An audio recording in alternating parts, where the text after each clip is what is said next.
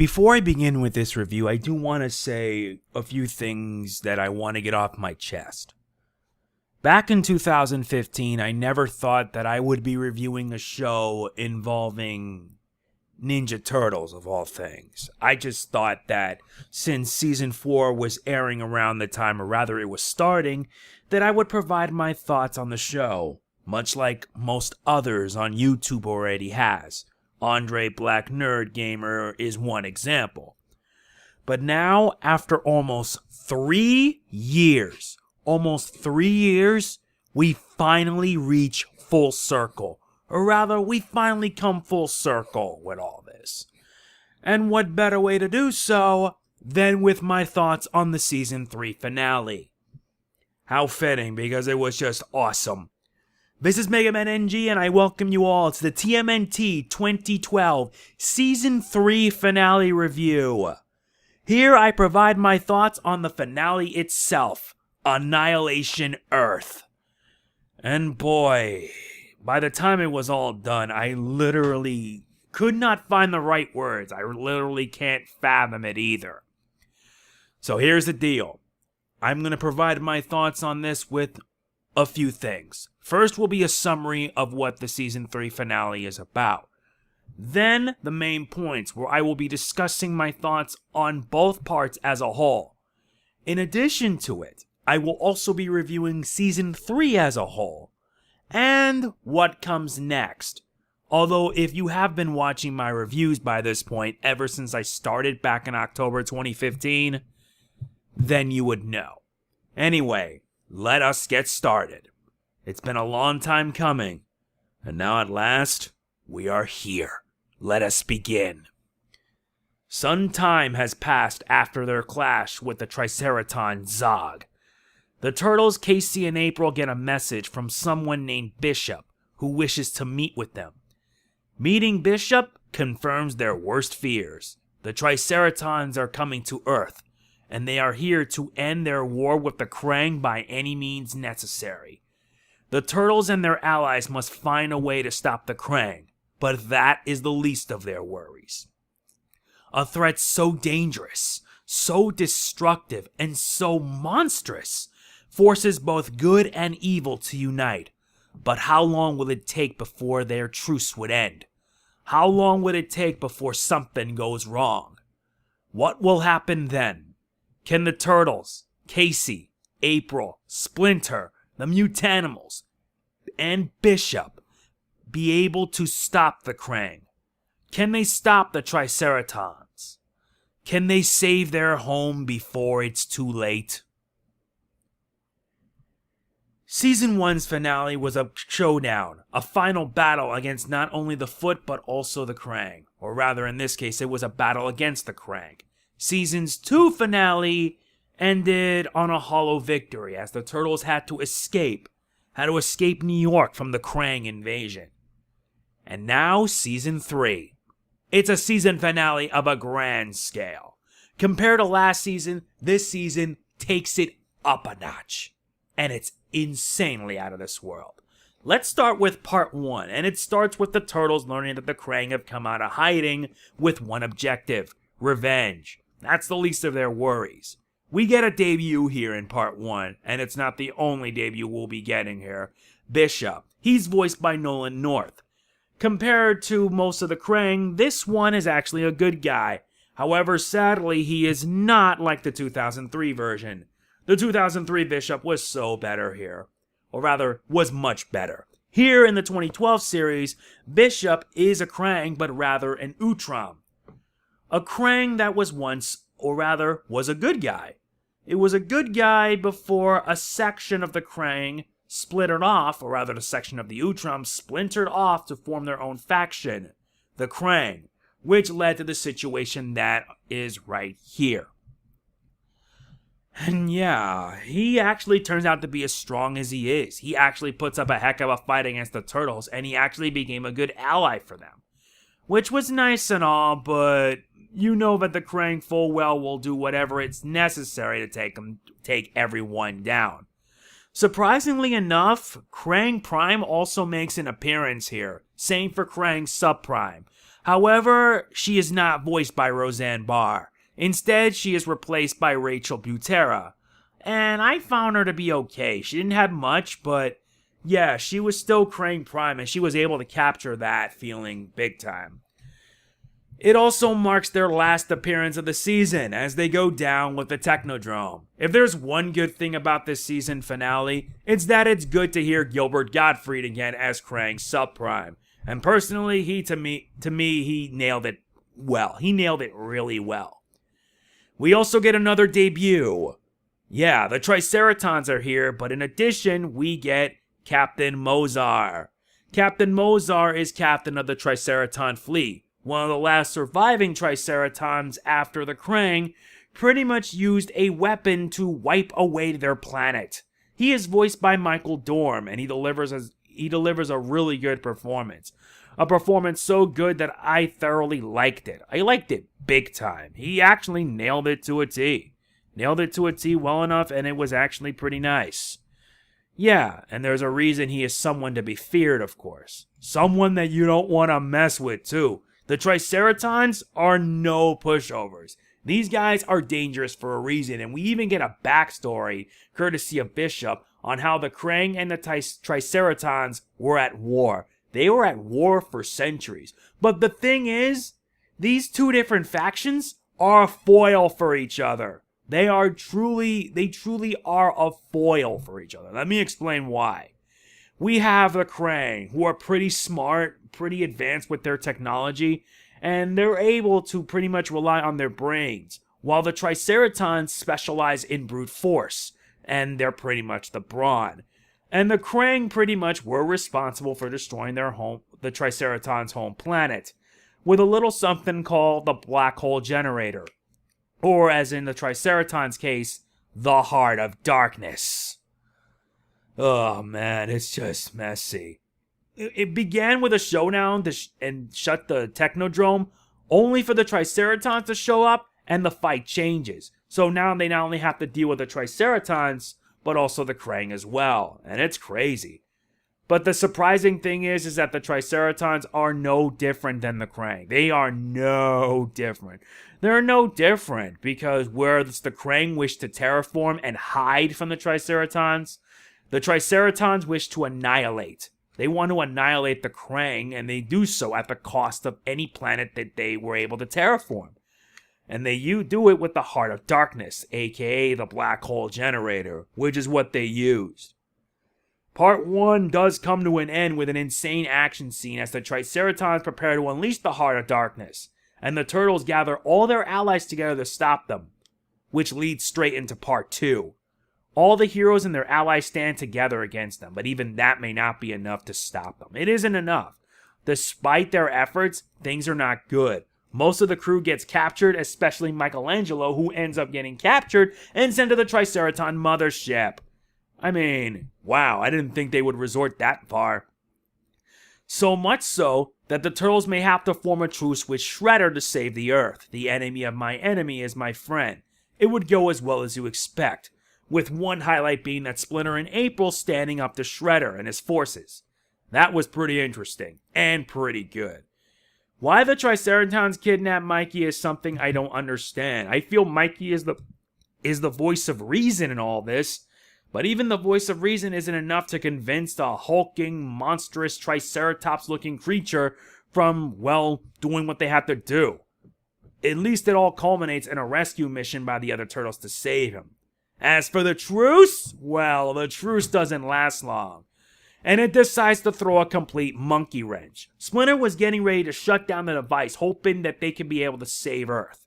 But Shredder, in his desire for revenge, does the unthinkable. Shredder takes Splinter down at the very last moment. Why Shredder did it? Because he didn't care if the world was coming to an end. He wanted his revenge, and that to him was more than enough. Even if he knew the end was near, he still got it regardless, and that to me was my biggest OMG moment ever. I just literally can't find the right words for this. I swear, I've been watching this show for so much that I just really was shocked. I really was shocked seeing that. I really was. It was just a shocking moment. And it wouldn't be the only shocking moment that we would get out of this, believe me. I mean, it was just so insane that I couldn't even fathom it. My mouth was open wide when it happened. And it was just outright heartbreaking. So much so that April unleashed her powers. She unleashed her powers upon Shredder, driving them away. But this also sets up a little bit of an omen that April will have to go through later on in the series. What is it? I don't know for sure, but I really am excited to see how that'll turn out. I really do. And yeah, seeing the Turtles mourn Splinter was just truly, really sad. It was heartbreaking too as the world neared its end. Seeing Splinter go all the way up into the black hole. Seeing everything and everyone they know be sucked in. Although seeing Leatherhead and Rockwell together like with the Adam and Eve, something like that, the Garden of Creation, yeah, it was pretty touching and well done. But not all hope is lost. A mysterious white ship approaches, offering the Turtles, Casey, and April one choice. Get on the ship if they wish to live. And it all ends with the Triceratons succeeding in destroying Earth and the Kraang once and for all. A very sad ending, a very bad ending at that. Sure, the Triceratons may have been victorious, but seeing the Earth be reduced to nothing is just messed up. It really is absolutely messed up in the worst possible way. I mean, it reminded me of the Star Trek alternate universe prequel movie where the planet Vulcan was just, like, how do I put this? Was destroyed by pretty much, like, via, like, a black hole or something like that. It was similar to it in some ways. And it's just, outright sad. I keep saying this, but you kind of get the point. This season finale also gave us another debut. We also get to meet Professor Zayton Honeycutt, but we know him best as the Fugitoid. He is voiced by David Tennant, the 10th Doctor. Yep, this is the episode where he makes his debut, and he would have a major role through most of Season 4.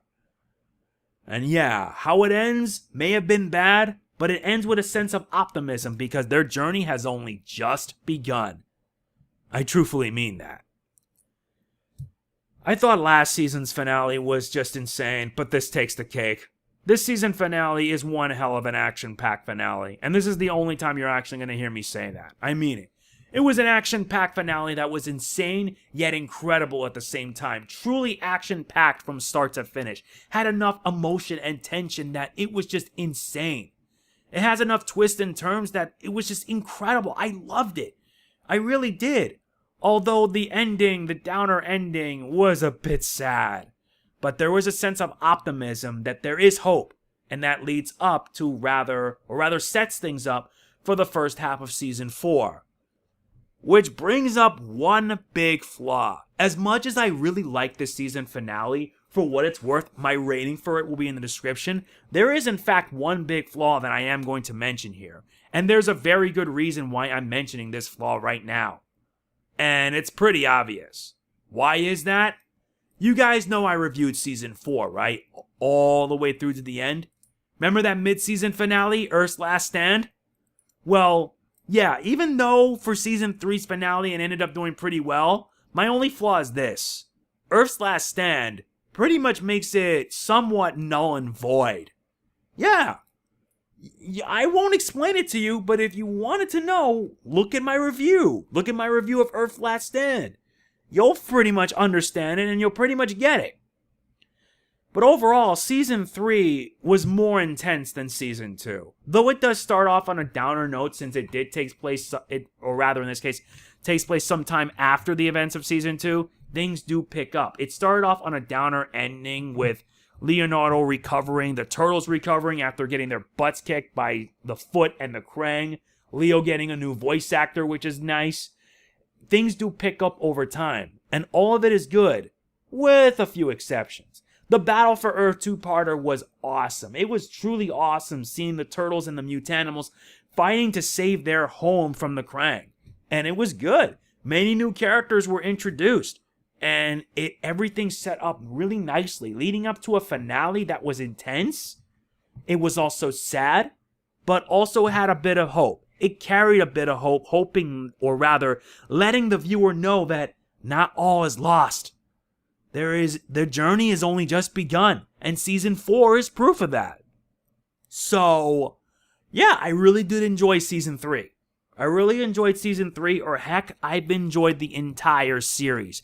After watching this, I can honestly say that I have enjoyed watching the TMNT series, and I can't say it enough. I really love this show. I really love it big time.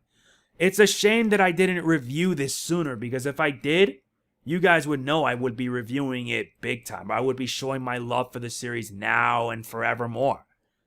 But I'm not going to make any excuses now with the rise of the TMNT show that's coming in September. I'll be providing my thoughts on that, especially with the opening theme, in a few minutes. So what happens next? Well, let me give you a little summary of what happens in Season 4. If you've watched my reviews, you can pretty much get the idea. Season 4 pretty much sums up like this. The Turtles, Casey, April, and the Fugitoid travel back in time in the hopes of stopping the Triceratons. In order to do that, they must seek out the 3 pieces of the black hole generator, aka the Heart of Darkness. Many new allies and enemies make their introductions here. And we even get a crossover with the 87 Turtles in Transdimensional Turtles, which is actually one of the more better episodes of Season 4. All this soon leads to a battle to save the Earth, which, well, as it is said, Earth's last stand. And it ended with pretty much the Earth being saved, and the Triceratons defeated, but at the cost of someone very dear to them. The Fugitoid, Professor Zayton Honeycutt. Which, yeah, he pretty much had a hand in all this. He was the one who created the Heart of Darkness, and how it ended up in the hands of probably the Triceratons as well as the Kraang. And how Professor Honeycutt pretty much felt guilty and he wanted to atone for his sins. And personally, yeah, I still feel that he is alive. Somewhere out there. That was only for the first half of Season 4. The second half was meant to tie up a bit of loose ends. And it led to the Turtles having their confrontation against Shredder and the Foot, except this time Shredder had exposed himself to mutagen, turning into some kind of hulking monster called Super Shredder. And what Super Shredder does, he does without warning and without mercy. Super Shredder, I still am hurt over what happened in the events of Requiem, on how he took down Master Splinter, and how the Turtles fought with all they had to stop him. And in the end, they were able to take him down. They were able to destroy Shredder once and for all, ending Season 4 and setting things up for Tales of the TMNT. But in actuality, the series didn't actually end after Season 4. It actually ended after the Kavakis arc, the first 4 episodes of Season 5, part of Tales of the TMNT. And it was here that Tiger Claw wished to revive Splinter, so he did so by means of summoning Kavakis, some sort of demon-like creature who had the power over the dead. And it all culminated in a showdown where, well, the Turtles had to use everything they had to stop Kavakis before it's too late. And in the end, Kavakis was sealed away, and Splinter was able to pass on, signalizing the end of the actual series. Not to mention Tiger Claw returning back and ending the war with the Foot, or rather, the Foot's war against the Turtles. And it pretty much was the end of the season, or rather the end of the series.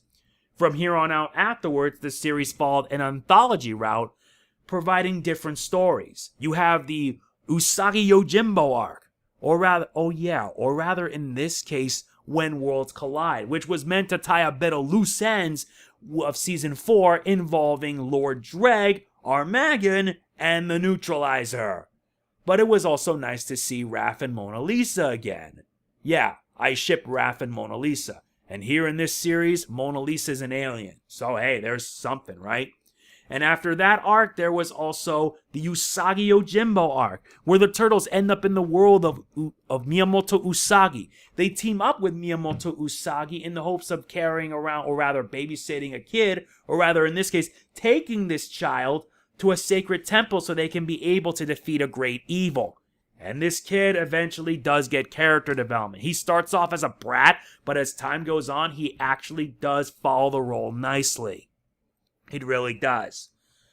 Following that, we get a 1-episode arc, which is an origin story for Splinter and the Turtles. And it's a pretty good origin story at that. And it's from here on out that Nick decides to air the episodes out of order. Why they do this, I don't have any clue. I honestly have no idea why they did this.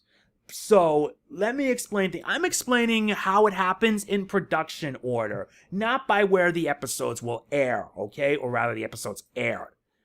Following that 1-episode arc, there was actually a 3-part episode where it also crosses over with the 87 series. This time they decided to involve 87 Shredder and Kraang. As 2012 Bebop and Rocksteady, well, they work for 87 Shredder and Kraang, and it forces both teams of Turtles to stop them once and for all. In the end, the 87 Turtles, or rather the 2012 Bebop and Rocksteady, end up saving the day in an unexpected way. If you watched the 3-parter, which was the series finale, when in truth it isn't, it's that good. Following that was a 4-episode story arc involving time travel, and the likes of Savante Romero, gathering many classic monster villains, or rather classic movie monster villains, in an attempt to take over the world. Luckily, the Turtles along with the Turtles along with Renee were able to stop him.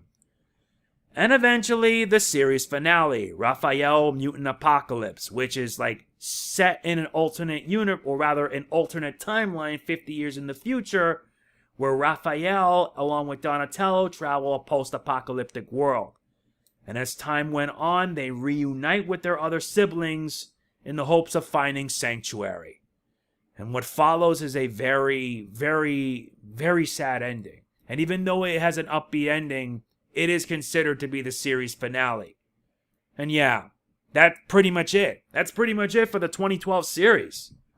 So yeah, I already told you my thoughts on not only the season 3 finale, but also the season as a whole. I also explained what comes afterwards. So what happens next? Simple. I'm going to be taking time off from doing reviews.